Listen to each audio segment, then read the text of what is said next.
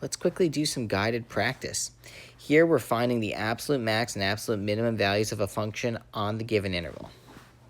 Now remember, it's only on the given interval. So remember our three-part process. First off, we find f prime of x, and we set it equal to 0. That's going to be 54 minus 6x squared.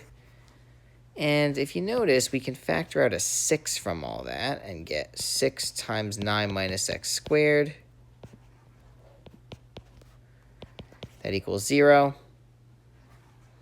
And we can also say that that's 6 times 3 minus x times 3 plus x, and that equals 0. So x equals 3, right, from this factor right here. And also negative 3, right, so it's 3 from this guy.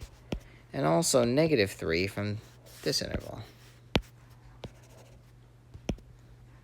But then we go ahead and we cross this out because look at our interval. Our interval does not contain negative 3. We don't worry about it. So just be a little careful about that, okay?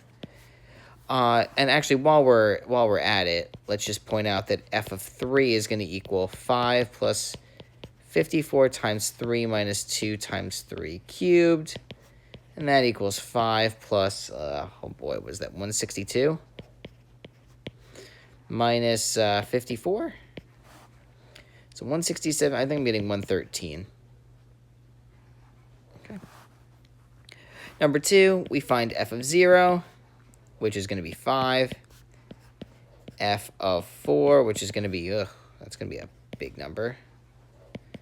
5 plus 54 times 4 minus 2 times 4 cubed. And that's going to be 5 plus, actually, let's do it down here. 5 plus 54 times 4 is going to be 216 minus 128. Lovely. So we're getting, what is that? 216 minus 116 is 100. Minus another 12 is 88 plus 5. I think I'm getting 93. So f has absolute max f of 3 equals 113. Right, it's this guy. And absolute min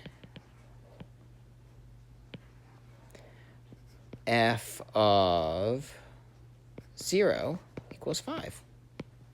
Right? It's the lowest value. Okay, that's it.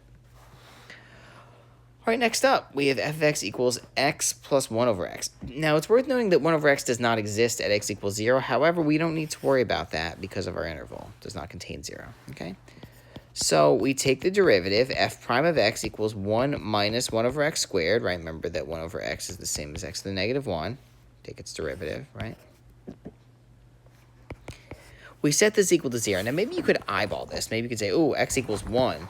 And that is correct. But let's be a little more thorough about it, right? We can multiply both sides by x squared. Now, it's important to note that this right here is our f prime. And what we're doing right here is manipulating it. So just keep that in mind. But anyway, when we do that, we're going to wind up getting x squared minus 1 equals 0. And at that point, maybe we can see that, oh, we can factor this. So in fact, we have that x equals 1 and negative 1. But once again, we x out the negative 1 because look at our interval.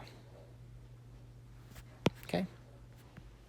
So that was step 1. Step 2, actually, and really for step 1, I ought to plug in 1. F of 1 equals 1 plus 1 over 1, which equals 2. For number 2, f of 0.2 is going to equal 0.2 plus 1 over 0.2, which is 0.2 plus 5, which equals 5.2, right? 1 divided by 1/5 is 5. Okay. And we're also getting that f of 4 equals 4 plus 1/4, which equals 4.25. So step 3, f has absolute min I guess I'm saying max, so I should do max first. F has absolute maximum, f of 0.2, which equals 5.2, and absolute min, f of 1, which equals 2. That's what we've got.